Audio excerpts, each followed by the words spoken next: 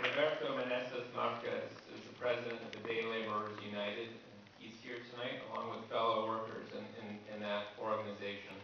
They're a group of workers fighting for the right of precarious day laborers, many of them undocumented. Here he talks about his organizing efforts.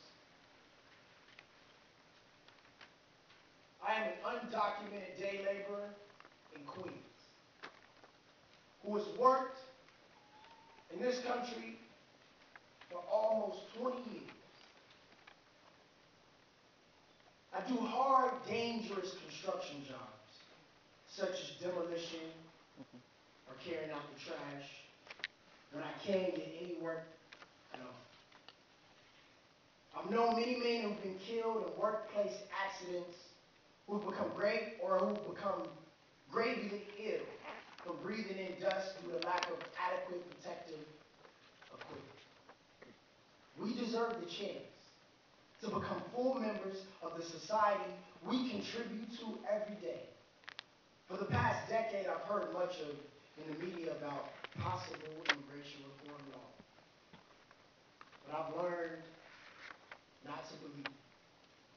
In the early 2000s, there was talk of the United States and Mexico reaching a comprehensive deal to legalize all undocumented immigrants in return for a free trade deal that would allow private investment into Pemex, Mexico's state-owned oil company.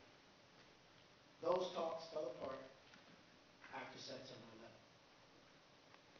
11. During his 2004 re-election campaign, President George W. Bush once again raised the hopes of immigration reform to woo the Latino vote.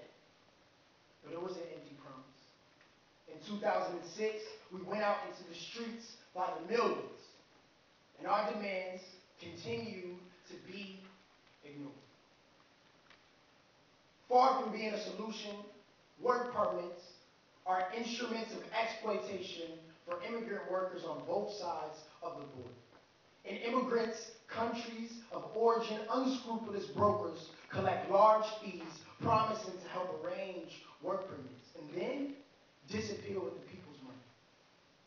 On this side of the border, the bosses expose the workers to long, hard hours of labor in unhealthy conditions and without necessary protections. And if the workers don't like it, then they lose their jobs. Ain't no work permits. Creating a new set of work permits without a real path to permanent residency and citizenship will only legalize the exploitation we live under, while requiring us to go to the back of the line and pay thousands in fines and more taxes for this privilege of being treated this way. The citizens' bipartisan gang of 8 may think they're fooling us, but I cannot swallow this deception. The distrust I feel comes from observing 2 successive presidential administrations, one Republican and the other Democrat. They speak from both sides of their mouths.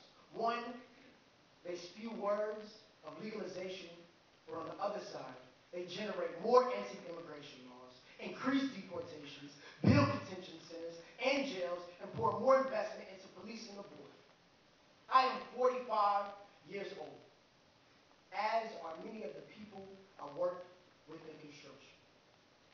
And it appears increasingly likely that we will not live long enough to be legalized. This is unjust. After almost 2 decades in this country, there are a couple things I've learned. Firstly, don't trust the politicians. And secondly, it will only be through our own